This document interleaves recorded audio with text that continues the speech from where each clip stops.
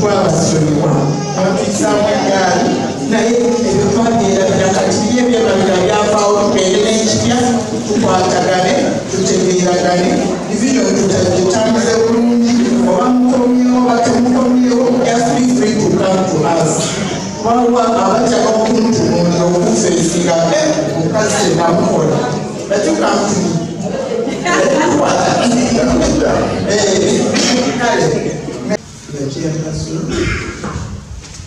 Honorable Speaker, Deputy Speaker, Chairperson, Executive Members, Technical Staff, Honorable Councillors, Assembly of Check and the Uganda, to Ziganya Mungi, Toro Musabuno, Ukwebaza Mukamura, Council, and Tabu Yogi,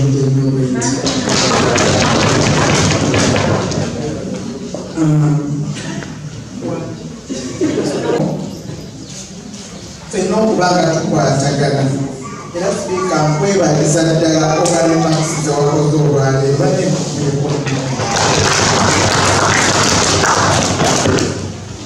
ekyamazima tutambule nga tusonyiwagana ennatuwano tusikanga n'emiguwa tusigalawo natukola naye enkomero yonna wa nsonda nnya.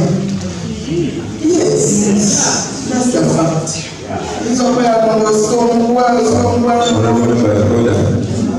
Tomanyi muntu gye yava, tomanyi kitusikana kino kigende eri ffenna nga tutambulangulamu obwese netutambule nga tukola ki tusonyiwagana twengemu nnyo nti oli n'okyawa ate kyokulala n'okyawa Diana n'okyawa n'ennamiro olwokuba akolagana ne Diana nkyayiraako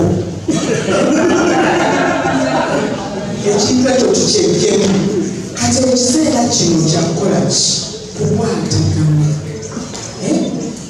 abamu bagenda komawo abamu tebagenda abamu bakyali bavuka bato batwetaaga bambifo tukyali bajja twetaaga obugambe kanira mukyalinamiranga ekomendinge naye nga tusobola nokunfeesinga for what?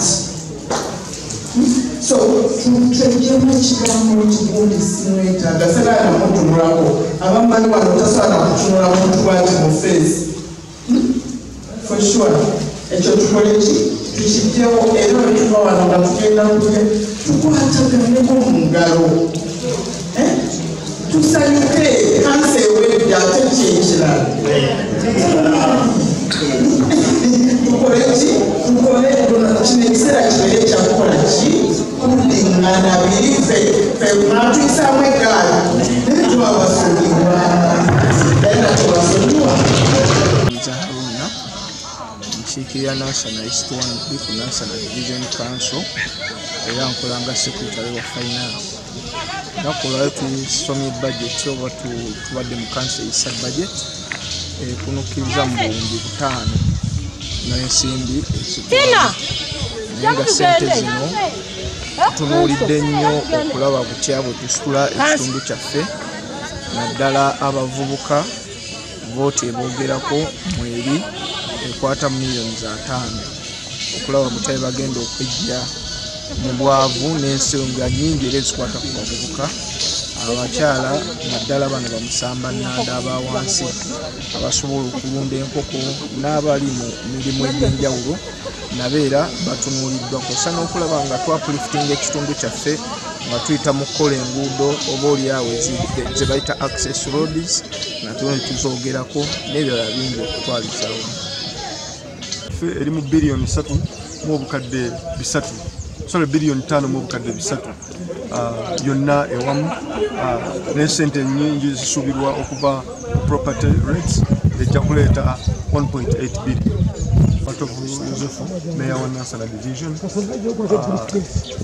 tunaku olwaleero tuyisiza bajeti yaffe ey'omwaka gw'ebyensimbi 2025-2026 okusobola okulaba nga tuweereza abantu baffe bannansi wabula tusoomooza bisigalawo sookera ddala sente nga muzirabye tulina biliyoni 5 eziva mu Nansana naye ku biliyoni 5 n'obukadde 5 tebuwera bwe batuddiza kyokka ne bazizza bubi tulina eggombolola erikyasinza okubamu abantu abangi ekikyasinza okulira ku sipiidi eyayiriyiri kitegeeza ebitusomooza biwererako ddala ne tuba nga ssente zaffe nnyingi nnyo tezikomawo okuva mu central government.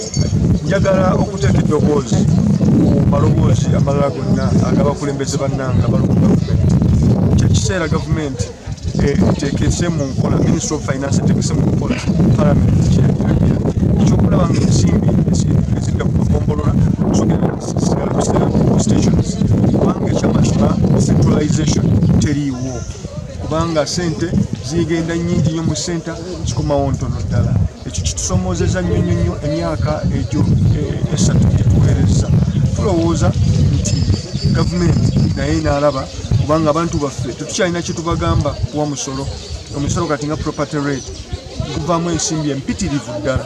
Abantu babakwata bubi, emisolo gino ne givaayo kyokka ne zitakomawo kuyamba. So eddoboozi lyaffe tuli amplifying okusobola okulaba ensimbi zikomawo zikole. Kirala olunaku olwayo tutuukiriza obuvunaanyizibwa bwaffe nga local government etteeka lyetukoleramu erya Local Government Act bwe liragira. Committees zaatuula era ensonga zonna ezaava mu committee projects zetugenda okukolako zonna tuziyisiza olunaku lwaleero. Tugenda kubeera nnyo mu byenjigiriza nga bwe tubadde ebbanga lyonna nga tuyambako amasomero gaffe ge tulina 5 aga government aided. Twongedde ensimbi mu byobulamu naddala eddwaliro lyaffe ery'ennakuule Nansana Health Center okusobola okulaba nga tuliwo amaanyi okuddamu okutereeza facility n'okuziyiza abo bonna ba encroachers ababadde bekulubeseza ku ttaka eryo. Twongedde projects ez'enjawulo. Abantu baffe twagala okulaba butebe basobola okwekulaakulanya. Tugenda kwongera obbawo ebisolo eby'enjawulo. Enkoko muzirabye. Recently tubadde twakagaba tuzitaddemu mu budget, tutaddemu embizi kusobola okulaba nga tubongera era twongedde ne ku muwendo gwabwe. So ebyo bye bimu. Enguudo of course ku mulundi guno twagala enguudo zibeere nga tusobola ozikolera ddala ne tuzikola stone pitching. So olw'ensimbi zaffe okuba entono, enguudo zetutaddemu nnyingi ziringa enguudo 4 kusobola okulaba nga zeeyongera ku nguudo ezo zetubadde tukola. Ffe nga division tetukola callance, tukola kye tuyita opening n'okutereeza ku binnya ebyo ebiba mu nguudo zaffe. Olw'okubanga enguudo ntono twongedde ssente mu bulungi bwansi okusobola okulaba nga wewaatagisa ebigoma wetagisa malamu tujja kukwataganira wamu ne LCs tulabe nga tuwa amaanyi ago ebyalo bikole. Ebitaala twongedde twataddemu ebitaala kubanga ebimu ku bisingo tutawaanyiriza dark spaces era z'ensonga ezibadde zivaayo mu security meetings zetubadde nazo. So ekyo tugenda kikolako mu mwaka gw'ebyensimbi ogwo. Omwozi okubaddewo nti gavumenti ssente ziweereza weeyagadde ate nga kimu tuli nti tukuŋŋaanya ssente ezigenda mu conservative fund. So we baagalidde baweereza ssente zituukako mu budde naye tubadde tufuba nnyo okulaba nga ziba zize tukola ebyo bye tuba tusobodde mu doketi yaffe mu buyinza bwaffe naye nga tukubiriza gavumenti nti zino local gavumenti zisanga okusoomozebwa kunene nnyo ddala mu mpeereza singa ziba tezirina ssente. So ssente we ziba zikuŋŋaanyiziddwa mu musolo nga bwe tukikola ezigenda mu nsawo yaabwe bafube okulaba nga bazizza mu budde tusobole okukolera abantu ebyo bennyini betweyama nga tujja mu buyinza. Yakakoza muzanyi Division Council batuyisako ebyo embalirira ya Nansana Division emuli ebyo bigenda okukolebwa mu financial year eno 2025-2026.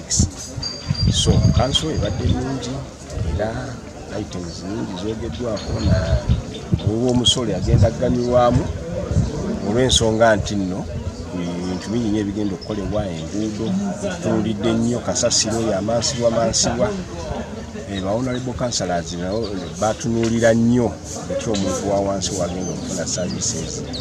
So byonna tubitadde mu budget eno gye tuyisiza olunaku olwaleero. So council badde nnungi era nga ebadde yambalirira ya 2025-2026.